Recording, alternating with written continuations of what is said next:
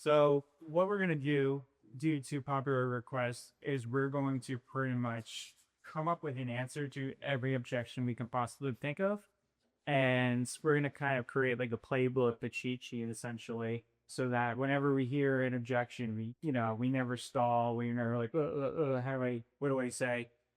And we just like the DAC from the DAC version, we have had to handle everything. So we're going to start with just listing off as many objections as we can possibly think of. And then for each objection, we're going to come up with like multiple different ways to handle it. Because sometimes there's no one right answer to handle an objection. A lot of it is situational, like depending on the person's personality or what you talked about previously in the call, you kind of have to treat things differently. So, William, give me a sales objection. Well, the money. I don't have the main one. Be I don't have the money. Yeah, I don't have money. Jared, I don't have time. don't have time. That's a good one. For me, I'm looking at yours with whenever I offer. Too old. Too old. Okay. Not serious enough. Why the fuck are you on the call? Right. This is from my new closer that I heard. Needless man is like, yeah, you should have disqualified him in the importance part of discovery.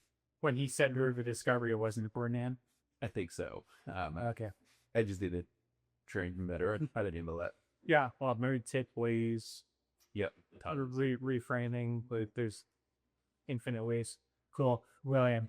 Yeah. So I just had ChatGPT go for my transcripts.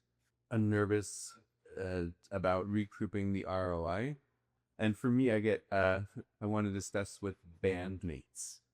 But it's a player in the life objection. It is a plan of the life objection that I asked on the call. Is there anyone else who need to make a decision? They said no. Yeah. I'm just going to say decision maker is an overall. Yep. You can talk to my business partner, man. You talk to my wife, then you talk to the fund tooth fairy. Like it's all the same objection. Yep. This Drew Belfer would say. Well, let me think about it. Yeah, you write it. Yep, that's huge. Mm-hmm. Huge. The weights, the decisions. That's another one. No sap decisions. I want to do some due diligence. So I don't think I can do this. Yeah. When JC Plowman says that's the number one objection of all time is, can I do this? Will this work for me? Too much work. I've got too much effort, too much work. For me, I've gotten some. I don't live in a big city. There will be a lot of these high-end games, which is my focus. Yeah. I had XYZ circumstance. Mm-hmm. Don't have the talent. Yeah, no talent, no actual talent. Very common one in the music rules. Yeah. I don't know anybody. Like you try, if you're gonna try to do the business and you say, well, I don't have anybody you think of can do this. I mean, what I'm trying to say is like, if say, would you be able to find somebody else? Yeah, if someone would think anybody else will do this, and that they'll say to your mouth, I don't think I have anybody else that can help me do this, or I don't have any. It's more like referrals, I would think. Okay, like, where am I going to find the clients? I don't know. Yeah, I don't know. Yeah, like, we want this. So for example, do you try to like maybe get somebody to join you? Yeah, they say, would you have? So I don't have anybody else I can keep. So it's maybe he won't. It's like I push an to it, and then bring out a referral, essentially. Yeah, if I say, do you have anybody? You might ask somebody, well, if you do have anybody else in mind that goes not just it.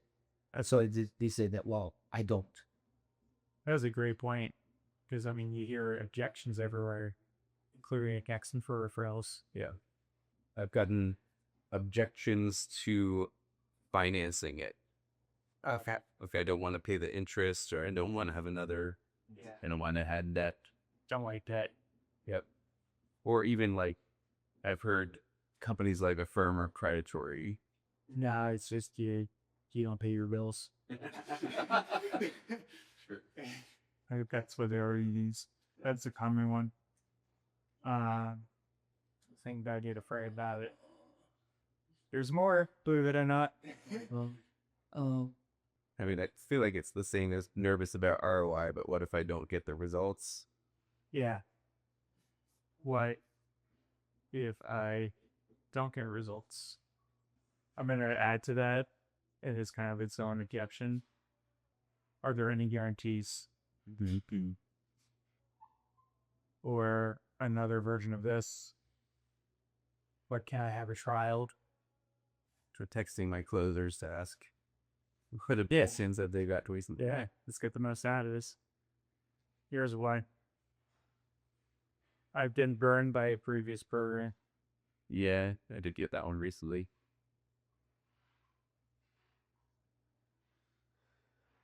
You're, the freaky time in the B2B world because there's so many shitty marketing programs out there. Indeed.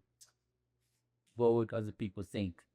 Like, they're worrying about, you're telling what you're doing, and they say, well, Yeah, why are you doing this? yeah, fear of judgment and somebody born. Why I just spend $5,000 on a music program one day and be crazy? I guess that's like, Yeah. I had somebody recently ask me for a discount. Can I have a discount? Yeah. Or I'm just gonna silly one. Yeah. I handled that. I think Rails What'd you say? basically said, we're basically putting you in a position where you're going to ask clients for a certain amount of money. Yeah. Do you want them to be haggling you? It's the mirror post. Yeah. Heal your clients that haggle you in your crisis when you agree that's a conflict of interest to be that to someone else. And even for music offers, if you find out that this person happens to work in sales or they're a business owner, I call them out in a hypocrisy essentially. Yeah. Cool. I think this is a good start, but if you guys think of more, which I'm sure we will down the road, we can add to this. But what we're gonna do now is we're gonna go through each of them, and Jared, can you volunteer Sprite for this? So can you create a Google Doc, and we're gonna create a list of how to handle all of these. So, and there are multiple ways to handle all of these. So my goal is just to give you so much ammunition that you'd never struggle with objection handling. You just always have something in your back copy that you pull out. So Question. Yeah. Instead of typing, can I just transcribe what you say? yeah. I mean, if you want to use AI or whatever or record, that works. Cool. So don't have the money. I'm kind of gonna have to start with a point here. If you guys had known my sales training for a little bit now, what are the three real objections there are? There's only three of them. Trust, certainty, financial. Trust, certainty, financial. Exactly. So when you drop the price on someone and they immediately say they don't have money, do you believe them right away? No, it's usually the muxer. So trust, certainty, and financial are the only three objections, but they need to be handled in that order. So if someone says, "Oh, I can't afford it," they might really mean, "I don't trust you enough yet," and they're using their personal finances as a smokescreen for "I don't trust you." So it's so super important that they're handled in that order. William, yeah, and just $4,800 for a singing program. I just don't have the money for that. What makes you feel that you don't have the money for it? Yeah. What makes you feel like you don't have the money? It's just, I got laid off 2 months ago. I'm still catching up from that. I had to put new brakes on my car and it was way too expensive and my alternator died last week. It's just, things are just too tight right now. Okay, if you get that's I get it. If you take care of that, then when do you think you'll be able to save enough to get the money? Oh, can I call you back in 3 months? Is that cool? Does it take you that long to save that much money? Yeah, I mean, I work a construction job. I mean, it's going to take me a while to save about $5,000 of disposable income. Well, see, if I could, you don't want to give them a breakdown, right? Okay, you see, okay, if two things come up, should I give you, would I give you a call back as far as you need to get the money? When will be a good time to call you back? Yeah. So I wouldn't go here yet. So, I mean, he's giving you excuse, but you kind of have to like look at the subtext here is if this guy is actually in a tight financial situation, why is he shopping for music lessons? Doesn't make sense. Like, why is he booking sales calls? So, like, our gut instinct is that if they ever kind of give us financial excuses, we have to just by default not believe them and assume that it's actually trusted surrogate. So my go-to for that I don't have money objection, or if they're just begging about the investment in any way, shape, or form, my go-to is what I call the isolation close, where it goes like, okay, like don't worry about the money. There's so many ways we could work at the investment. Like it's gonna feel like it's free by the end of the day. Just push the investment to the side of your brain for now. Aside from the investment, is anything else holding it back? Or is that the one and only thing? Because what we want to do is just push money to the side, get them to not even think about it. And we're pretty much asking them point blank, are there any other objections besides the money? Because we want to handle that first. And if there are, they might just tell you right away. We might be honest. But sometimes they're like, no, it's just the money. And then what we want to do is what we call a tie down. You know anything about a tie down? So a tie down is pretty much like asking the same question twice and getting them to double down on their answer. And here's the funny thing about human psychology is that if people are lying, unless they're a complete sociopath, they're never going to lie about the same thing twice in a row. It's just how the human brain is wired. People can't handle it. So usually it goes something like this. Okay, so like William, if we can figure out the money, is there anything else going on? Anything else holding you back? No, it's just the money. Okay, so if we can make the investment work, you're pretty much saying it's a no-brainer. Well, and that's when the real objection comes out. So we always do that tie down to see if they're really being honest. Does that make sense? Yeah. Yeah. Okay. Uh, But what if they really don't have the money? It's like that. yeah. Well, there are some people who really don't have money. 50% of the Americans have less than 1,000 in savings. So the bet is true. However, we need to like make sure this and this are 10 out of 10 first before we start believing them without the finances. And usually the way we can tell if they're actually broke is if they apply for like the firm or client or something like that and they get rejected. That's when I actually start believing them, is when there's like evidence that they're struggling financially like that. Does that make sense? So if you can make it work, and then you go into that trying to purchase it, and they say, and you look at it and say, well, this guy that don't have some money, so then that's where you can say, hey, then we don't do this, or you. Well, what you can do is you can kind of dig into what their finances are looking like. And you can potentially offer them either let a pay plan that works for them or even like a downsell. Like maybe they can't commit to the full year, but they can scrape enough together to do 6 months or 3 months or 4 months or something like that.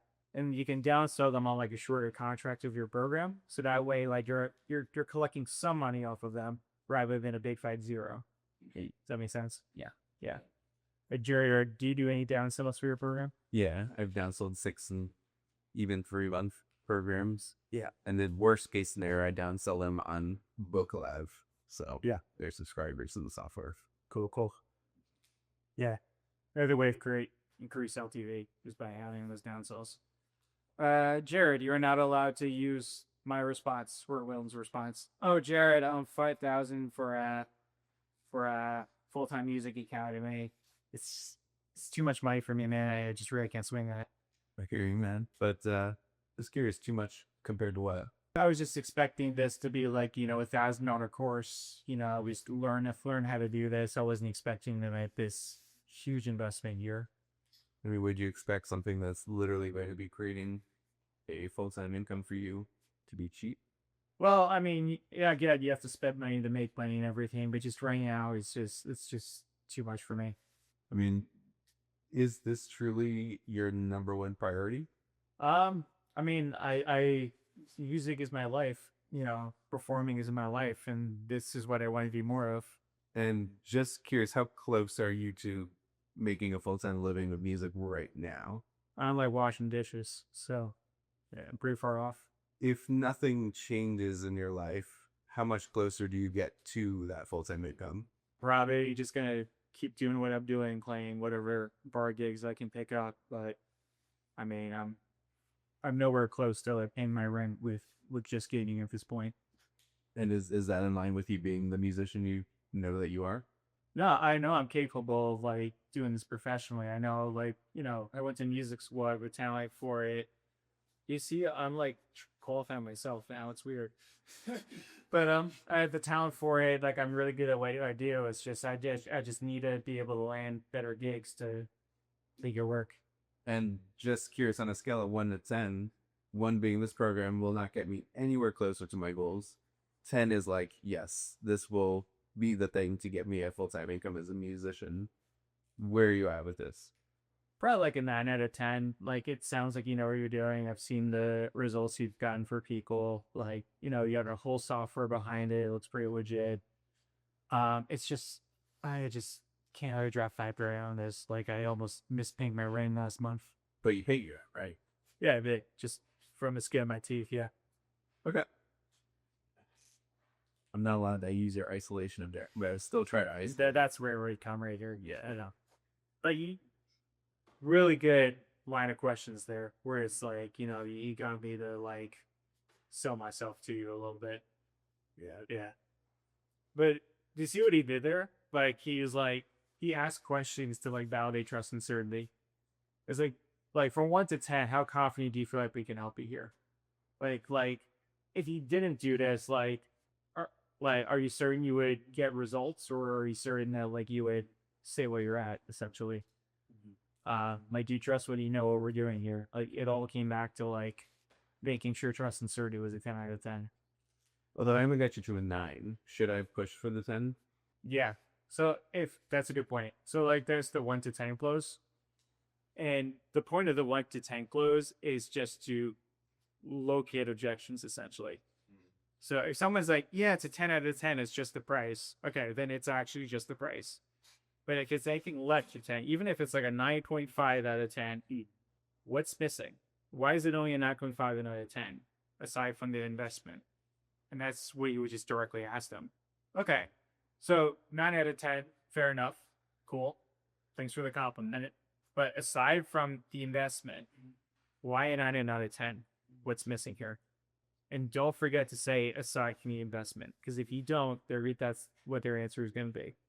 So you're stealing their frame. Aside from the investment, why a 9 out of 10? I don't know. Okay, well, like, you just think about it a little bit. Like, is there anything missing? Is there anything that this needs to include for it to be just an absolutely no-brainer for you?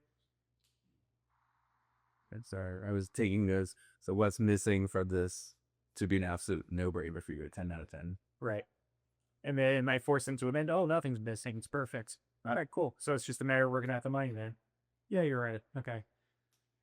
Or like there's something kind of like in the middle, like, oh no, like I'm like a 5 or a 6, wherever.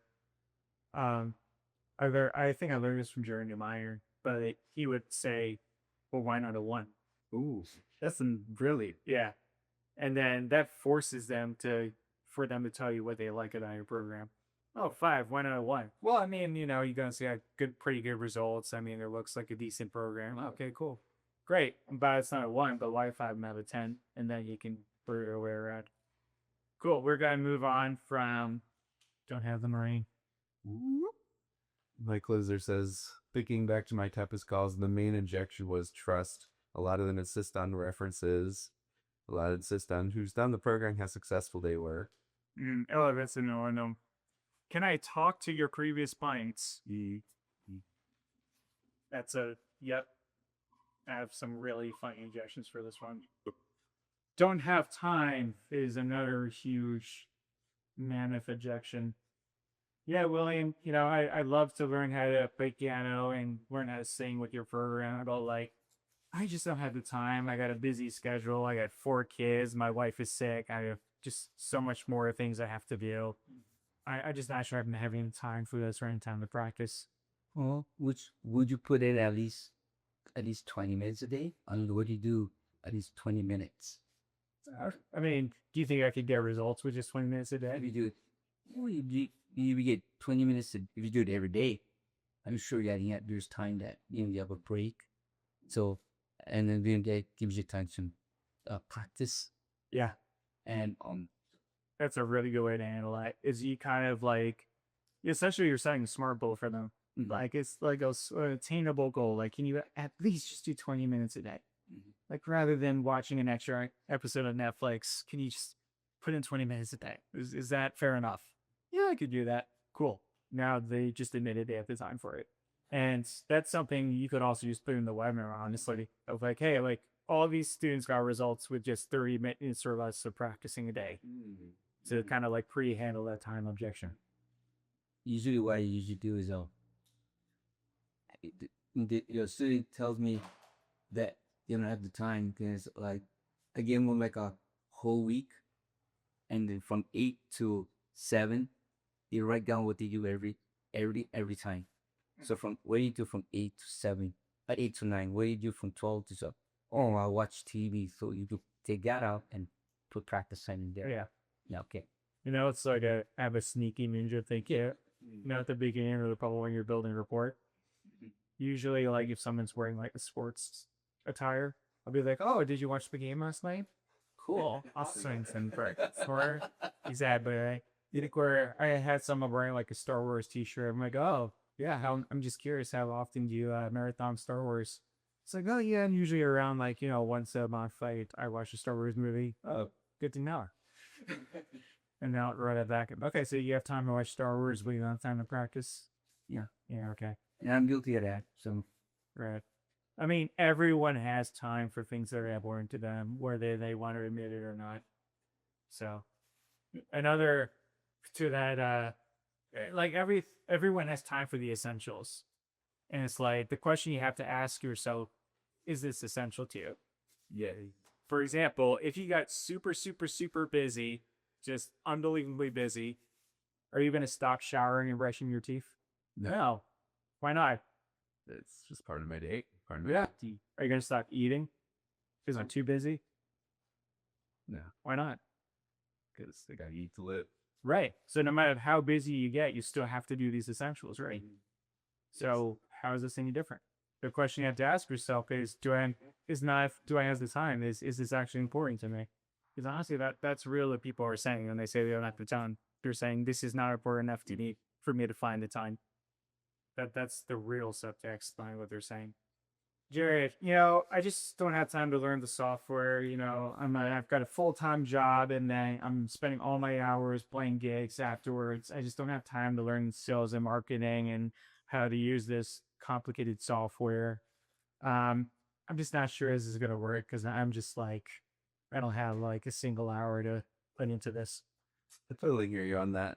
Just curious though, at the beginning of the call, you did say that you have at least 30 minutes a day to work on this. Just curious what changed between beginning of our chat and now. Yeah. And that's why we do Discovery, is to get them to admit they have the time before there's a problem. One of my favorite clothes for music offers that I injected myself. Let's hear it. All right. So if anyone's like, oh, I don't have the time for this, I'm always picking my kids up from soccer practice, yada, yada, yada, yada. Okay. So you actually remind me of this famous musician that I know. He's this really famous saxophone player. And saxophone wasn't his full-time job, but he had the ultimate busy day job. Like the most busy, time-consuming day job you can possibly imagine. He was the president of the United fucking States, and he still found time to practice the saxophone. So what's your excuse? Dude, that's so good. Yeah. It's the Bill Clinton close. Okay. And do you say it literally? What's your excuse? Yep. Okay, that's the stinger question at the end. And it's true. Like the president of the United States is the busiest job in the world by far, right? And if he can find time to craft a saxophone, then I don't care if you have to pick up Timmy from soccer for after school. Like you can find the time. Right?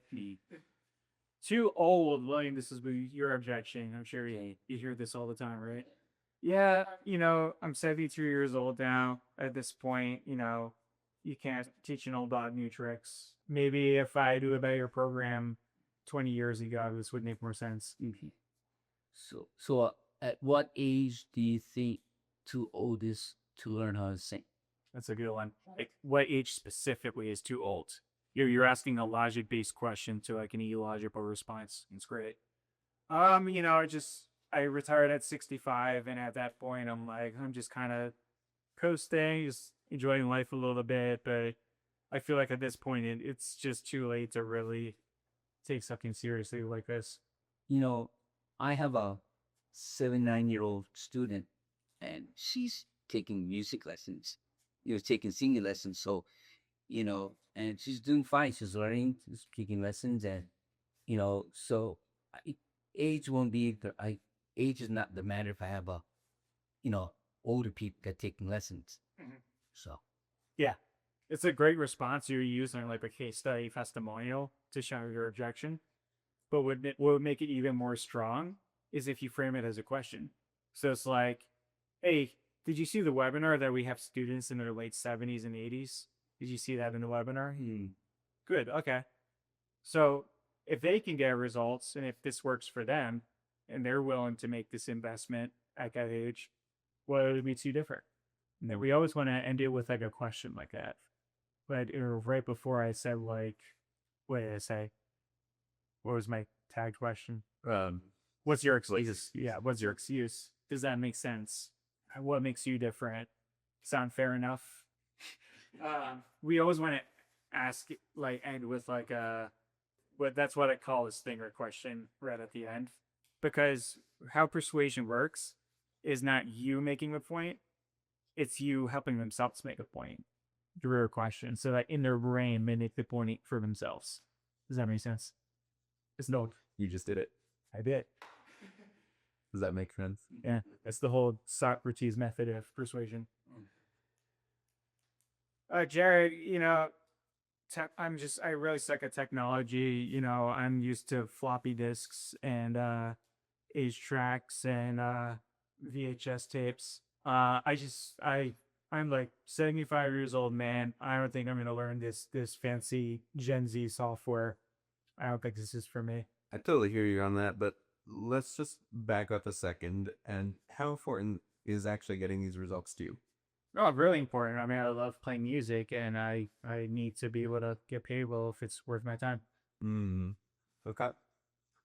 And so, scale of 1 to 10, this program, where you at with that? Like a 7. So, what's in that gap between 7 and 10? Oh, it's just the technology. I just feel a little bit overwhelmed by that. Like, I have my son helping me open my email on my phone. Not like I was that bad at it. So That makes sense. Wouldn't you agree that that's kind of exactly the reason why our coaching and our mentorship exists? Is so that we could be your surrogate 10-year-old son, help you with all of the technology. yeah, I mean, I guess you guys can help, but like, I just already see myself feeling overwhelmed by this, and I don't know, man. I just think it's better if I just figure out an easier way for me. Okay, don't worry about the technology, because you saw our webinar. We had students in their 70s and 80s who were literally there at the invention of the computer, and they're going through the program and they're getting results, even though they themselves are self-proclaimed not techies. Is there any reason why you'd be any different from them? I mean, is it true that you have people who are like as tech challenged as me figuring it out? Oh yeah, just yesterday, literally worked with somebody who couldn't actually log into their computer. We've helped them figure it out. Do you feel like having someone by your side to do that would be helpful? I am. Why wouldn't it be? Well, just get started. Oh man, I'll have to think about it. But yeah, you did a few things in there. Like you brought in like, student A had a way worse problem with technology when you couldn't even start his computer and he figured it out. That's another strategy. Is like, okay, this person had a way bigger issue than you and he was able to get it. Like in my webinar, it's specificity for too old rejection. So like for trumpet mastery, we have people in their early 70s bitching that they're too old. And I'm like, okay, well, we have a 94-year-old in the program. He's 94 years old. He can only see out of one eye. He's half blind. and he's able to make this work. So if 94-year-old Clark can use this and get results, when you're at 71, it was kind of making excuses. So it's like showing that, hey, this person has a way tougher challenge than you, or he's able to do it. So what's your excuse? Right. Yeah. I feel like I didn't do that great of a job. What could I have done better in that? Well, what did you think flowed as well as it could have? Sorry, I have to remember again. I feel like I just kept getting humming and hawing about the age. I don't know if I truly resolved the objection. I think I could have typed down better. I think that's like I just got him to say yes once and then moved on. Yeah. What can you think of anyone who started their music career at an old age? Like in the business where a lot of talk about Colonel Sanders, how he founded KFC at 67 years old.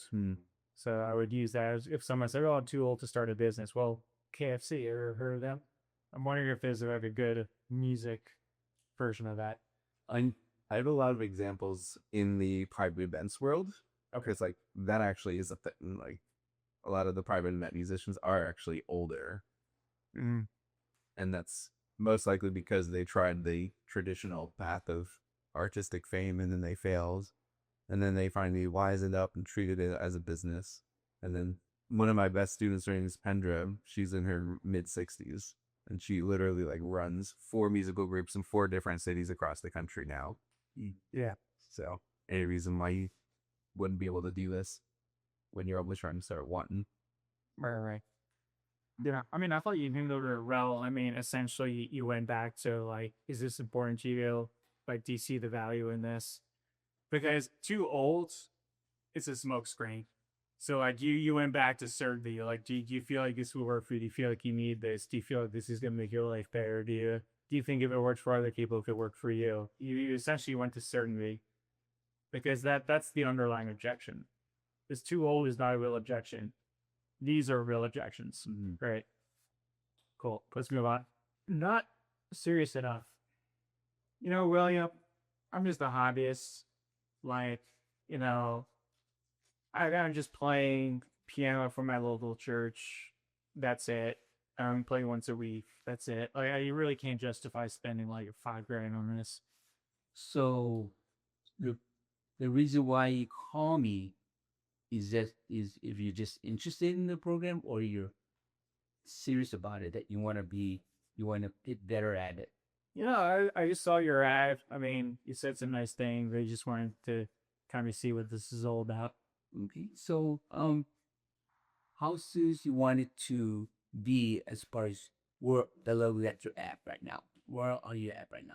Honestly, like, you know, if I get a little bit better, that'd be great. But I mean, I'm not planning on playing professionally. I just want to play a little bit better for church. And if that's all I'm doing, I really just can't justify spending $4,800 on this.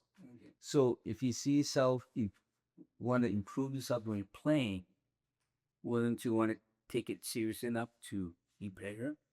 I mean, you know, I'd be willing to pay for a couple lessons, but I'm not 4,800 serious. Well, how much time would you aim to put if how much time would you put it to get better at it? I mean, you know, I try to practice every day because I'm just trying to keep consistent, and I like the way that piano sounds. I don't makes my web happy.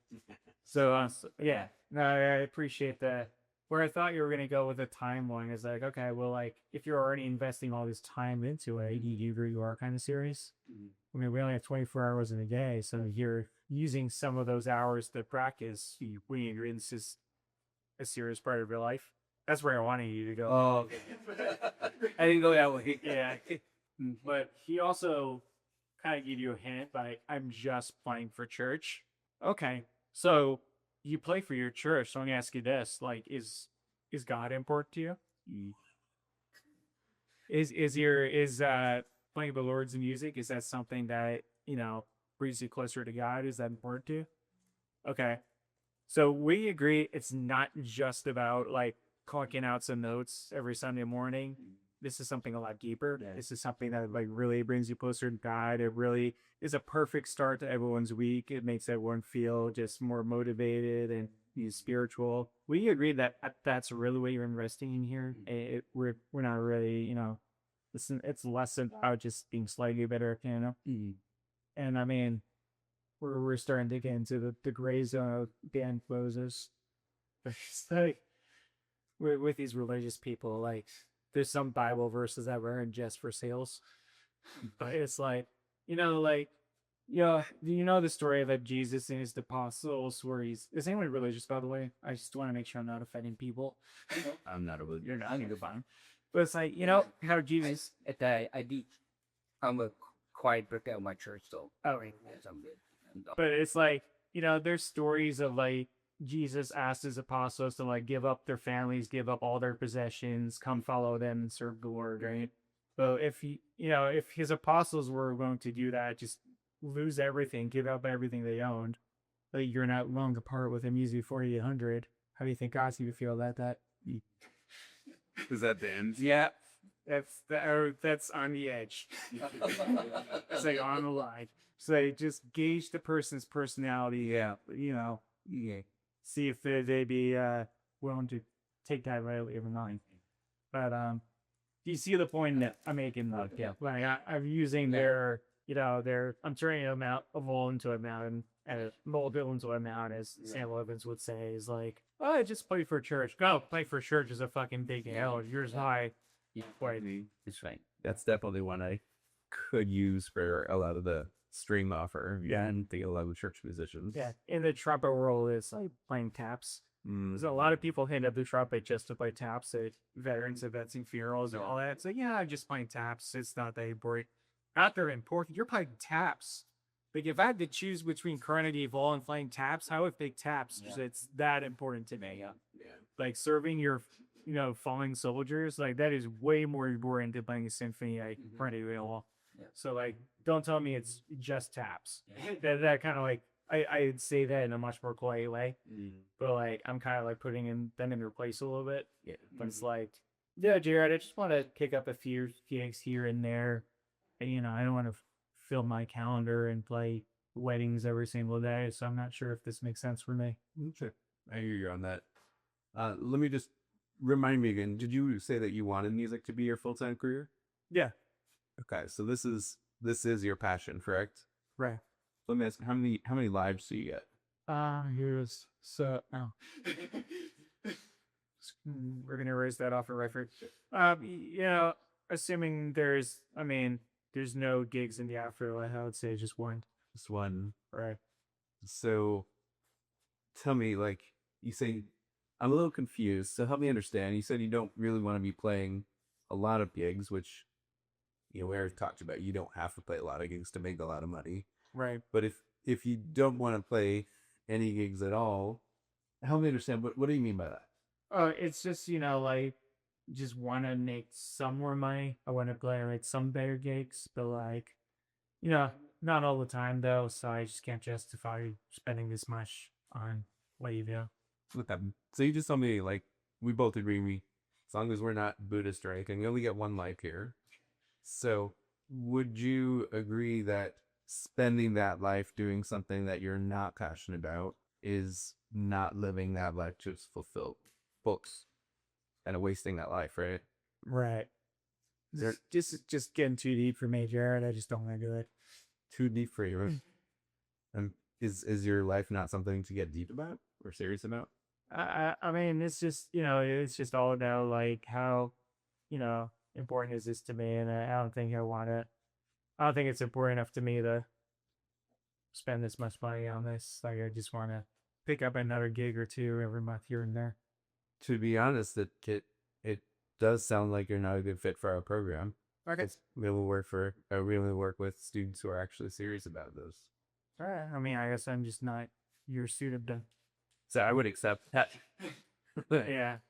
I mean, if it's not important to them, it's not important to them, and then that's kind of how it ends at the end of the day. Yeah. So possible more answers to this is like, okay, well, you were serious enough to carve out an hour of your time to talk to me today. You were serious enough to watch the entire webinar. Is this suddenly not important to you? Like, what happened in the last 30 minutes? That's another good stinger. What happened in the last 30 minutes? or what changed in the last 30 minutes. All right, this is my favorite one. Now that you give that to therapists, I cannot relate to that. The ROI. I had one more for this one. Oh, okay. Okay, we'll move on to the ROI. Unless like people want to like play games or be professional, but it's true. You're for you're gonna cure that a lot less. This is what I call the vacation close. Yeah, Matt, like I'm just a hobbyist. You know, I play in a community dance. I mean, I just can't justify spending this much money to play third trumpet a little bit better. Yeah, I got it. So I totally get that, you know, you're if you're a hobbyist and everything, you don't have any ambitions of playing professionally, and that's fine. But let me ask you this. Do you like to travel? What's the most memorable trip you've ever been on? Oh, 3 years ago we went to Italy for 2 weeks. Oh, really? Fuck yeah, awesome, cool. I love Italy. Like my sister's getting married. We're going to Tuscany to be testing in October. Cool. So you said you spent 2 weeks in Italy, right? Okay. If you had to guess, how much money do you think you paid for that trip? Oh, like, 2 weeks in Iraq, it's easily even over 10 grand. Okay, gotcha. So you spent 10 grand on a trip to Italy. Are you a professional world traveler? Or did you go to Italy as a hobby? But did you enjoy it? Did you have fun? Was it working investment? Yeah, it was. We had a good time. Okay. So how is this any different? Made so much money with that one. Vacation close. Absurd amounts of money on vacation, but it doesn't either a professional traveler, right? Basically getting them to see that they have spent a lot of money on hobbies. Yeah, it sounds right. Well, like, how much did you pay for that trumping friend? Or in William's case, like I always see a Steinway in the background. How much did you pay for that? What, you paid 15 grand for a piano as a hobbyist? And you just kind of say like, yeah, fused like that. Like, what? I thought you said it like you wouldn't spend this much money on a hobby. What's the difference here? Nervous about ability to make a return. So this just goes to certainty, essentially. So like Jerry usually say for this one. I mean, I start out by saying, like, I start out like we don't do guarantees. Like, I can't guarantee results because everyone's work ethic is different. Factors outside of our control, things like that. Yeah. I guess I don't have a good one for this. Yeah. So let me come up with a few for you. So like that's a good one. Like, hey, yeah, I'm not sure if you can make a return either, but like if we work and it kind of like turns into qualifying them. Is like, are you going to do the work if we work together? Are you going to put your best foot forward? Because I mean, if you're like my other clients, they all have the similar trait of they actually put in the effort. Is that going to be you, or are you going to smoke weed in the bathroom? Like, what kind of student are you going to be? There's that, like, turning into like qualifying that. I mean, it's like, hey, if you don't get in our way, it's your fault. Like, are you going to actually do the work? And that's essentially what you're saying. You take the same classes as all your classmates. You study under the same teachers. You read out of the same textbooks. Some students get A's. Some smoke weed in the bathroom. Which student are you going to be? I mean, everyone's taking the same class here. There's that. But for and make money off of like you're doing, Jared, like another thing you can do is more like the logical close, where it's like, and what you can do is you can actually set them up for the price drop. We did this with the first version of this program. So it goes a little, something like this. So Jared, like we designed the investment for this program to make this as painless as possible. Where like all you really need to do is make like 2 or 3 sales, and then you bring your entire investment back. Let me ask you this. If we work together, we do everything we told you to do, you think you can bare minimum make 2 to 3 sales over the course of the year? Sorry, I was taking Noski so again. Yeah. Do you think we work together and like we helped you make like a 5K program? Do you think that if we work together, I give you all the resources to stack the deck in your favor, and we helped you with your sales, we helped you with your fund, we helped you run the ads, we help you with everything. Do you think with your work ethic, you can make bare minimum 2 or 3 sales? Yeah, absolutely. Good. I mean, if you didn't feel that way, I would never even fish to you. So I'm glad you feel that. So I'm getting him to admit he can do it. I'm getting him to admit he can get the results. But I'm going to take this even further. Let's say, like, hypothetically, Jerry, like, you suck at this. you're really bad at business, like you're, just the worst businessman ever, and you only make like one sale a month, which I would consider like, not so good because a lot of our clients make way more than that. But let's say hypothetically you only make one sale a month. I mean, at 5K, that's 60,000 a year. Would 60,000 a year change things for you? Adding that to your income? Yeah. Yeah, the program's just 15K. Hard for them to get out of that, right? Because they already admitted they can make 2 to 3 sales. They already admitted that, like, if they're really bad at this, that's still going to quadruple their investment. So I'm thinking for you, it's like, get them to admit, do you think bare minimum you can make like 5 or 6 gigs? Like, if we work together, like in the course of the year, you just make 5 to 6 gigs bare minimum. You think you can do that? Yeah, I can do that. Cool. Let's say you just made 1 gig a month and it's a $1,000 corporate pen or what, like you just got one of those a month. That's 12,000 a year. Would having an extra 12,000 a year change things for you? Yeah, that would really help actually. That'd be awesome. Cool. It's just 1,500. So it's like you're getting them to admit they can make ROI before they can use that objection. How about your price drop and tell me how much money you make? Decision maker, everyone's favorite objection. Oh my God, William, you gotta talk to the missus. That never, we always make decisions together. Like, I can't do this behind your back. It's just a family code I just made up right now, but it's the way we've always done things. Okay, if you talk to your wife and she sees how much it will help your singing, and improve your singing, and I'm sure she makes these.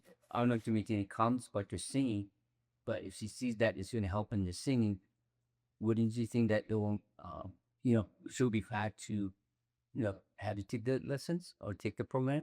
Yeah, I mean, my wife would love to hear me play better for sure. She probably would leave the house less when I practice. No, he has great dad. So, if that's the case, then then I would think that she would love to here take a course just to hear you sing. Just to see the improvement you see. Yeah, that's a great way to handle it. It's like, okay, would your wife be happy? Would your wife be in a better place if you got these results? So that's a great way to handle that. Jared, yeah, I just got to talk to the wife. And you just can't spend $6,000 without having a discussion first. That's just the way we've always done things. Actually, could we reverse roles? Yeah. Because the one that I get most often in this vein is something like, I got to discuss this with my bandmates, and I really should have had them on the call. Because when you asked at the beginning, I had no idea it was going to be 5,800. Oh, okay. And this is something that we would probably discuss and then split the payments for. Is this like a common thing you hear? I'd say it's the most frequent decision maker objection you get. Gotcha. So when you ask the decision maker question, how you phrase that at the beginning? Exactly how you use everyone else that needs to be on this call. That way, if he wanted to move forward with us, he would need anyone's permission to make a decision. And maybe add, okay, so just to clarify, like, none of your bandmates need to be here. Like, if you wanted to work with us, like, you'd be able to cover that on your own. Something like that. To just handle it right at the get-go. Yeah, right. But just to clarify, you wouldn't need to discuss this with any bandmates if you wanted to work with us. And do you have a question on your calendar about this, like decision makers? I don't think I do, but in the pre-filled resources, it has instructions. Yeah. But I don't think everybody reads that. Yeah, I add in that to my calendar where it's like, which best describes you? Option A, I'm the one and only decision maker. Option B, I have other decision makers, parentheses, spouse, business partner, etc. And now we're bringing them through the call. Get more people to show up prepared. On the sole decision maker, that was like option A. Option A is I am the one and only decision maker. Option B is I have a decision maker and they will be on the call with me. I had another decision maker. Yeah. So you want to like reverse roles, see how like I would do it? Yeah. So let's say I did ask that question in Discover and they said, no, the band trusts me. Mhm. But then we get to price drop and I say, actually, like, I didn't realize how much it was going to be. For things like this, the band truly like discusses and decides whether or not to do it. And then we would split the finances if it makes sense. Right. Well, didn't you tell me before that like no matter what the investment was, the band trusts you to make a good decision? Well, I didn't say no matter what the investment was. I had no idea how much the investment was going to be. Okay, gotcha. Well, I mean, like, let's not even work. I'm just gonna do yes source because I know it's a smoke screen. Like, aside from the investment, like, I mean, we can figure that out. We can make your whole band happy. It'll be a party. But aside from the investment, any other hesitations aside from just talking to your band members? Is that the only thing? It's really just talking to band members. Okay. Like, I can tell your program's good. You've got people results. It's just a matter of, is the band going to be willing to lay out this money for us? Okay. So let's say, just hypothetically, like your entire band gave you a thumbs up. You said, sure, go for it if you want to. Let's do it. Would you pull the trigger right now? Okay. So what you're saying is if your band members all agree to this, like it's a no-brainer, 10 out of 10. 10 out of 10. Time it down. Gotcha. So just curious, like how does the band's finances work? Like who's in charge of the like the band funds? So I have the band bank account in my name. Oh, it's in your name. Okay. Mm-hmm. And basically, when we get money from gigs, we split it out to the bandmates and we keep like an extra 10 to 20% from the gig, put it in the bank account for gear and equipment, things like that. Oh, so it sounds like you already have funds for it to set aside, right? I wouldn't say this. It was more like if we break an amp or something, that's where this money. That's how you wrap man. Let me ask you this: like, is this important enough to you to like put your own skin in the game into this? I mean, I'd really like to have their help on this. Like, I don't want to just be the one stuck with the bill at the end of the day. Well, here's the thing: you're in charge of the business bank account, right? Yeah, for sure. So, like, when you agree that you're the one who can like cover yourself first, and then after you cover yourself, now your band's making even more money because you're bringing in higher paying gigs. There's more money getting divvied up among the members, right? Yeah, but even the like paying myself first is something that we never have done as a band before. Well, like you're not paying yourself. Essentially, what you're doing is like you're hooking the band up with something you guys really need, right? I agree. It's just like, when we established this band bank account, we really did agree, like, we would talk about all the money that we were spending before we spent it. Right. But I'm curious when I asked you, does anyone do you be here at the beginning? And you said no. I the band trusts me. I'm curious how that matches up. Yeah. So you were about to catch me in a lie because I was about to say, well, if it wasn't 5,800, then I probably would need then. And I could probably just do it myself. If it wasn't 5,800, if it was less, then sure, I'd be comfortable laying something out. Yeah. Well, I mean, like, do you really think 1,500 is a lot of money, Jared? Compared to what the band made all of last year, yeah, it's about half of what we made. Oh, couldn't you agree that's why you need this? Absolutely. You only made $2,400 last year, and like, why is this even an issue? Well, we made 12,000, not Yeah. How many band members do you have?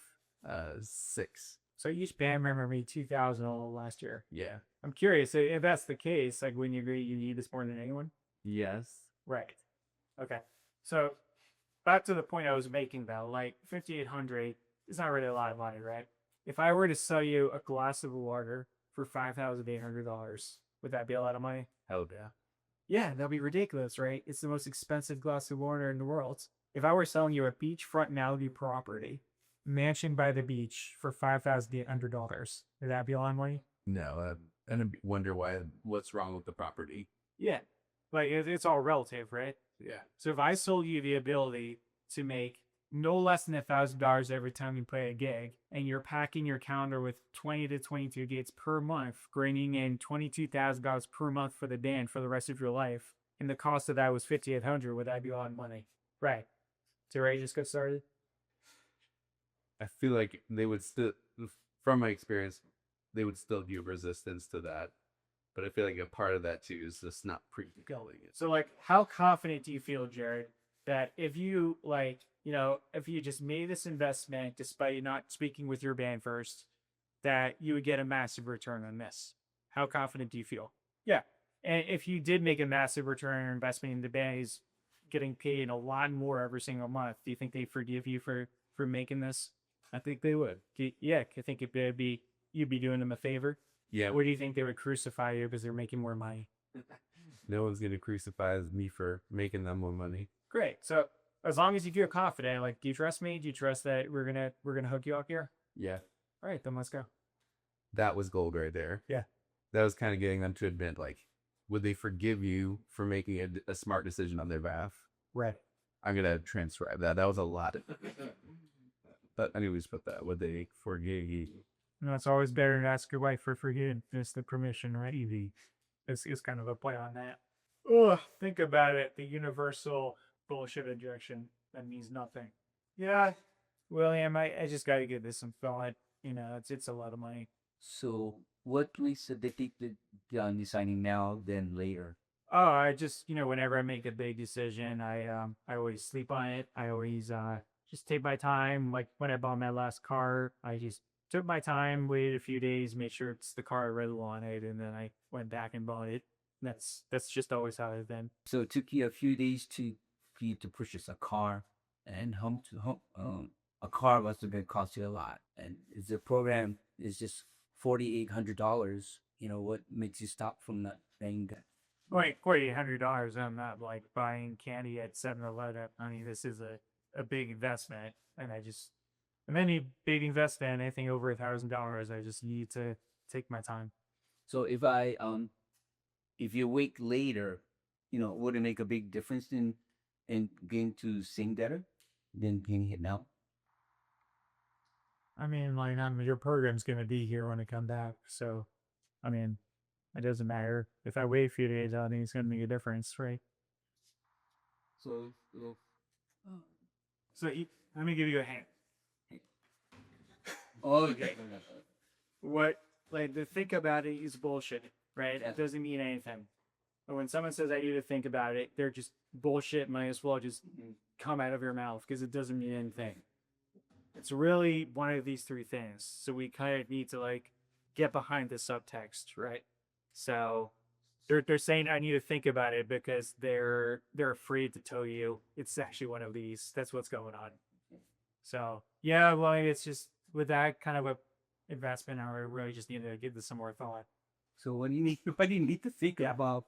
It's a good point. So like, if you're not sure what to say, and like it does happen where it's like, oh fuck, what do I say now? Like, just try to get more information. Just like, oh, what makes you feel that way? Something as simple as that, just to get them to like keep talking and give you something more to work with. Like, oh, what do you think about? What makes you feel that way? Well, what makes you say that? Oh, can you tell me more? Can you elaborate on that? Like, just simple, like probing questions to get them to just give you more.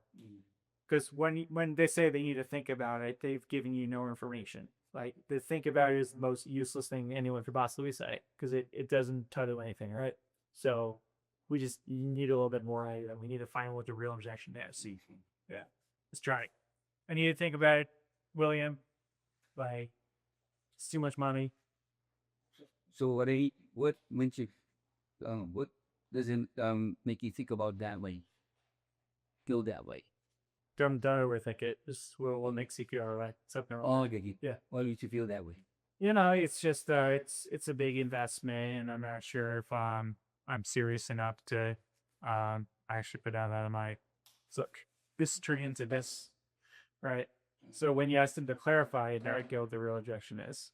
So that's how you handle the think about it. Is just like get them to talk more, so they actually tell you something that's easier to handle. I don't want to spend too much time to think about it because that's how you handle that remote. Yeah, it's just like if you hear think about it, it's a smoke screen. You have to make keep talking to find a real objection. There's like over 1,000 ways to handle this one.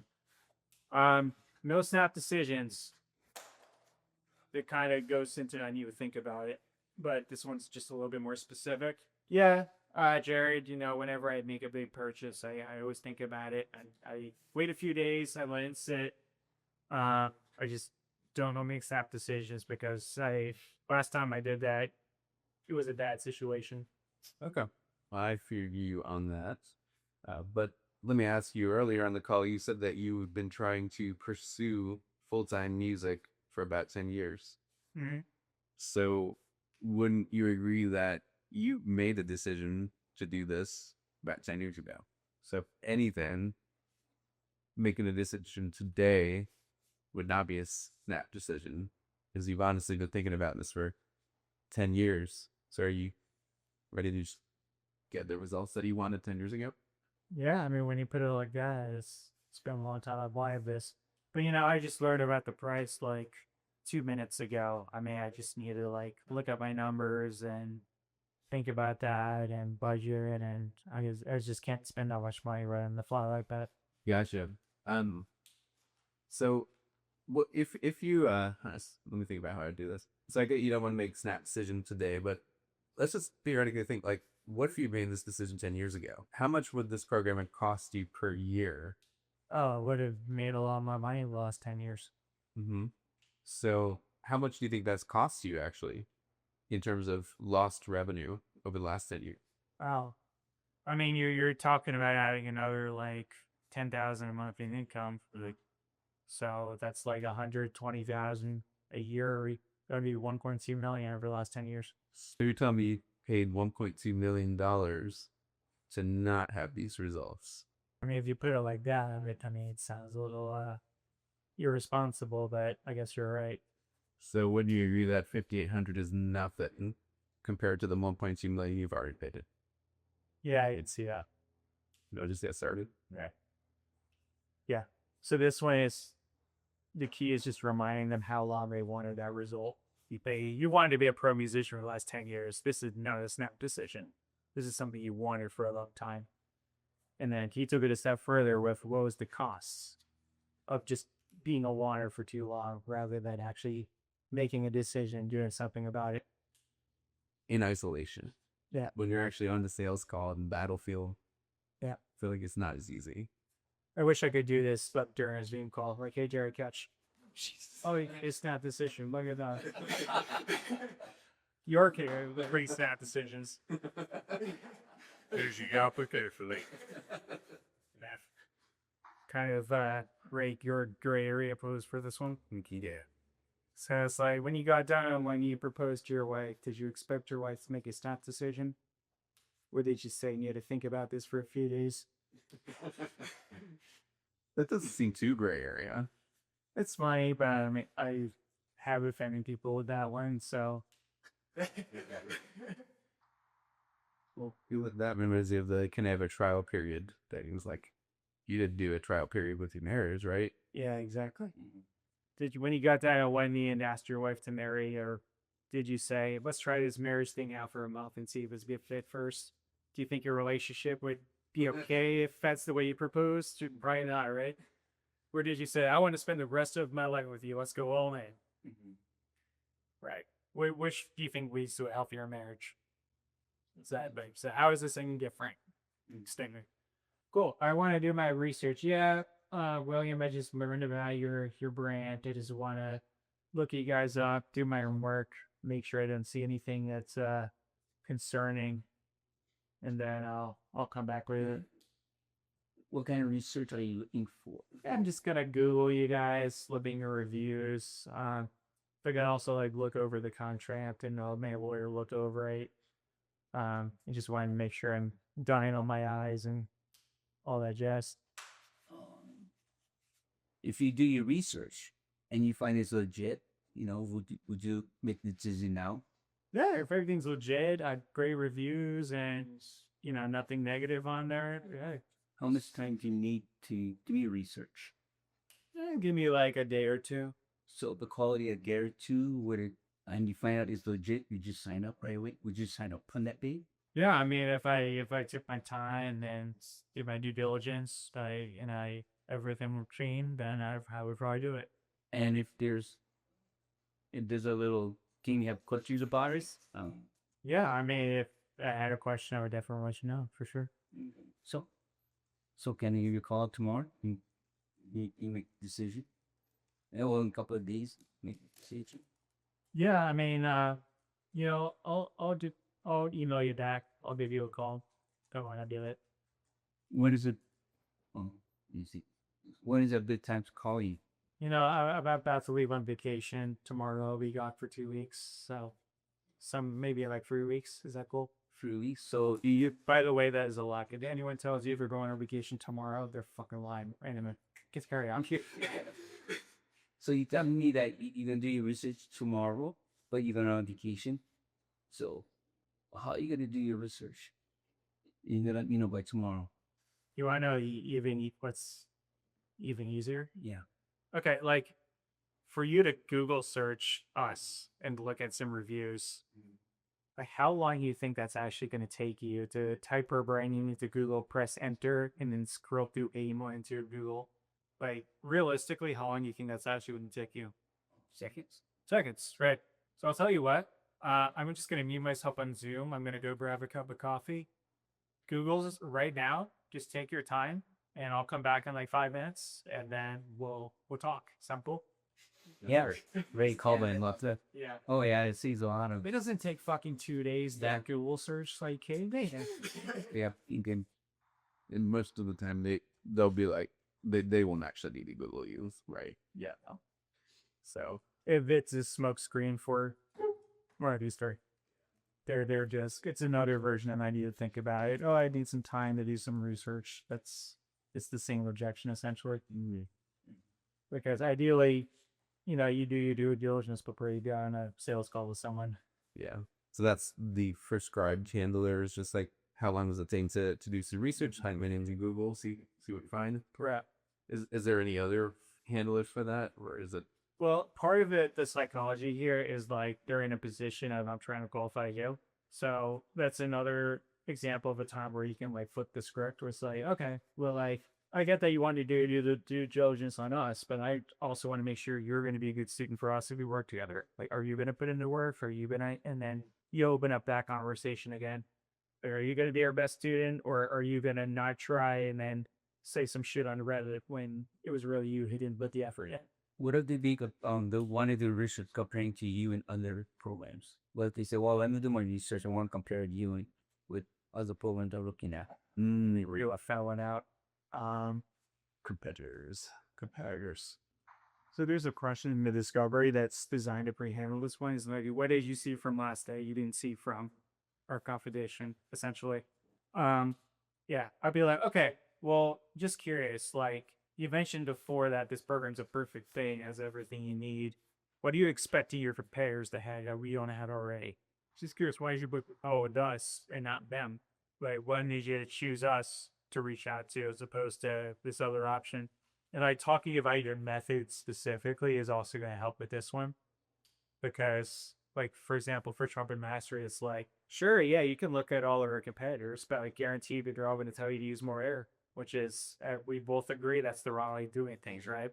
So sure, our competitors might be cheaper, but I mean, we actually do it right here. We actually give our students results. Insert in from discovery that they want to. So Matt, what if they say, well, can you offer what they have to your, yeah, this program I like, could you put it into your program? Yeah, you can like, okay, so if I added that into the program, would it be a yes? Yeah, it would be. Cool. I can do that. And it's a visual product. You can use to add whatever other program. But it's beautiful. Great. ChatGPT. Yeah. And yeah, quick question. All right. What time is it, Bo? It's about 11:20. Oh my God, we've spent almost 3 hours on this. Yeah. I think this is important. It's very hard. I mean, Yeah, let's take a break. okay. Well, we'll do this until 12. I'll finish the last. I know what you watch. Okay. Maybe that's not take us into that from that. So